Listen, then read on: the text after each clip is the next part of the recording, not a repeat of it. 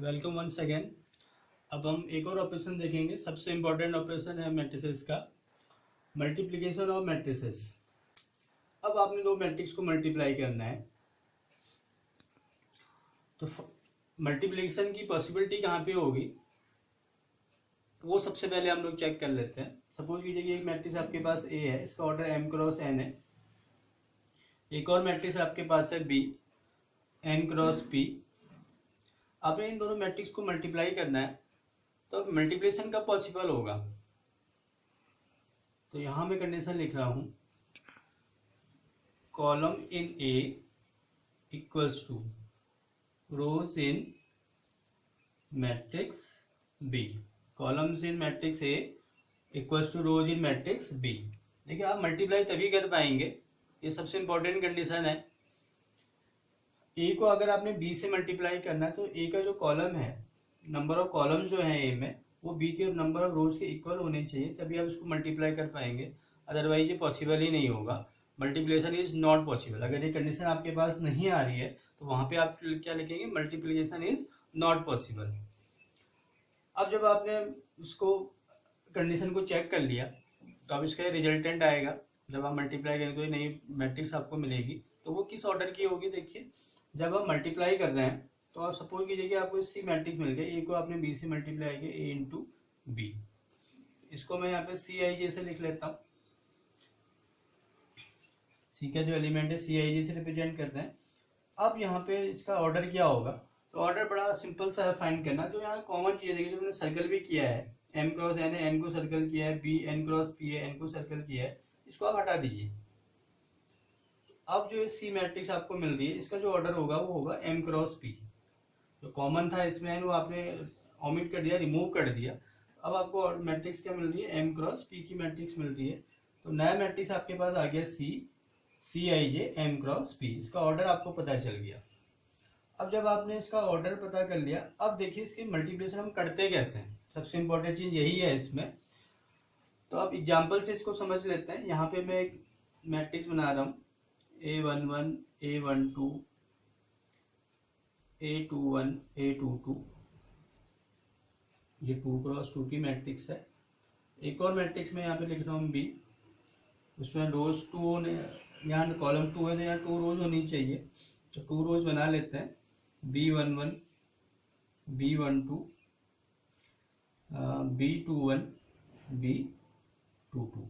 अभी मैंने सिंपल सा एग्जांपल लिया है, ये भी 2 क्रॉस 2 का है। देखिए, number of column equal to number of rows है। अब आप इसको मल्टीप्लाई कर पाएंगे। ए बी मल्टीप्लाई कैसे होता है, देखिए, ए को बी से आपने मल्टीप्लाई करना है। तो ए का जो रोज है, देखिए, इसको हम सबसे पहले लेंगे। तो R1 आपने सबसे पहले लिया। R1 किसको डिनोट कर रहा है, first row of matrix A. R1 जो मैंने लिखा है वो ए की फर्स्ट रो को रिप्रेजेंट कर रहा है मैट्रिक्स ए के। R1 C1, और C1 जो है वो बी मैट्रिक्स के फर्स्ट कॉलम को रिप्रेजेंट कर रहा है। R1 C1, R1 को आपने C1 से मल्टीप्लाई करना है। फिर ये R1 को आप C2 से मल्टीप्लाई करेंगे। यहाँ से आपने रो को सेलेक्ट करना है, और जितने भी कॉलम है यहाँ पे, 1 है, 2 है, 3 है, 4 है, सबको आप मल्टीप्लाई करेंगे। R1 C1 R1 C2 और होंगे तो R1 C3 R1 C4। तो जब आपने एक बार मल्टीप्लाई कर लिया, तो अब ए की दूसरी रो को पकड़ेंगे। फिर सेम चीज होगा, R2 आपने ले लिया, अब इसके फर्स्ट कॉलम को आपने मल्टीप्लाई किया, R2 C1 R2 C2। तो पहला प्रोसेस पूरा हो गया। अब हम मल्टीप्लाई करेंगे, सबसे इंपॉर्टेंट पार्ट। मल्टीप्लाई जब कैसे करेंगे, देखिए, R1 C1 है, तो R1 का जो फर्स्ट एलिमेंट है वो C1 के फर्स्ट एलिमेंट से मल्टीप्लाई होगा। A11 B11 प्लस, फिर यहाँ प्लस साइन आएगा। फिर जो सेकंड एलिमेंट है R1 का, वो C1 के सेकंड एलिमेंट से मल्टीप्लाई होगा, A12 B21। तो ये बारी खत्म होगी। देखिए, R1 C1 आपने कर लिया, फिर R1 C2 है, सेम चीज यहाँ पे भी होगा। R1 का फर्स्ट एलिमेंट C2 के फर्स्ट एलिमेंट से मल्टीप्लाई होगा, A11 B12 plus second element second से मल्टीप्लाई होगा। प्लस साइन हमेशा आना है इसमें, इसको आपने भूलना नहीं है। फिर R2 C1 में आएंगे, R2 लेंगे, R2 का फर्स्ट एलिमेंट C1 के फर्स्ट एलिमेंट से मल्टीप्लाई होगा, A21 B11 plus A21 B21। Same चीज यहाँ पे भी होगी R2 C2 में, A21 B12 plus A21 B22। तो ये आपका मल्टीप्लिकेशन हो गया। अब इसको एक एग्जांपल से समझ लेते हैं। एग्जांपल देखिए, मैट्रिक्स ए लिखा है 2x3 ऑर्डर का है, बी मैट्रिक्स लिखा है 3x2 ऑर्डर का।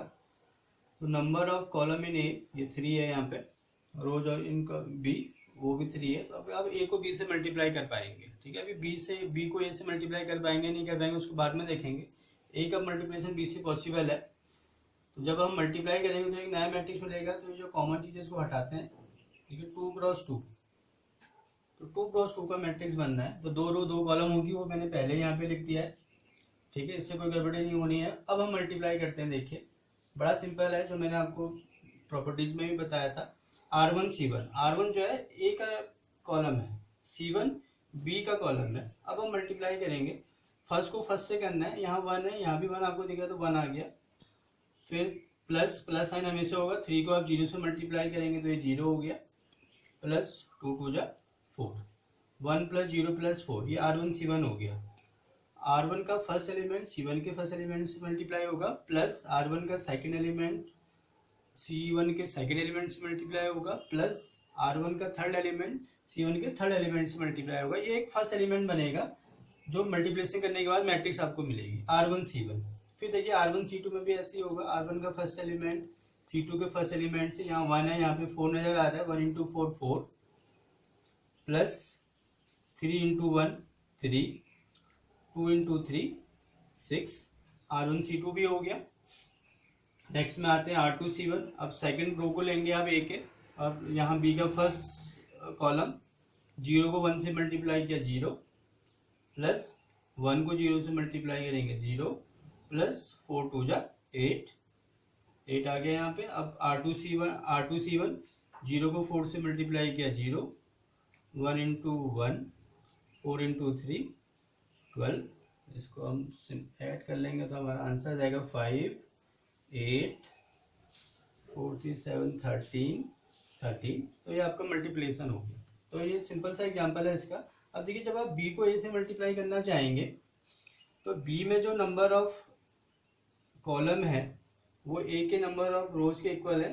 तो ये भी आप क्या कर सकते हैं, इसी तरीके से मल्टीप्लाई कर सकते हैं। 2 प्रॉपर्टी मैं यहाँ पे बोलना चाहूंगा आपसे कि इन जनरल क्या होता है कि जो मल्टीप्लिकेशन ऑफ मैट्रिसेस होता है वो कम्यूटेटिव नहीं होता है, इन जनरल नहीं होता है। कभी कभी जैसे किसी केस में क्या होगा कि ए बी और बी की वैल्यू सेम आ सकती है, और ज़्यादातर केस में ये कंडीशन बनती है कि जो मल्टीप्लिकेशन होता है मैट्रिसेस का वो कम्यूटेटिव नहीं होता है, पहली चीज़। दूसरी चीज़, वो एसोसिएटिव प्रॉपर्टी होल्ड करता है। इस 2 प्रॉपर्टीज को आप याद रखिएगा। कम्यूटेटिव नहीं होगा इन जनरल, कभी कभी हो सकता है, हर केस में नहीं होगा, और एसोसिएटिव हर एक केस में होगा।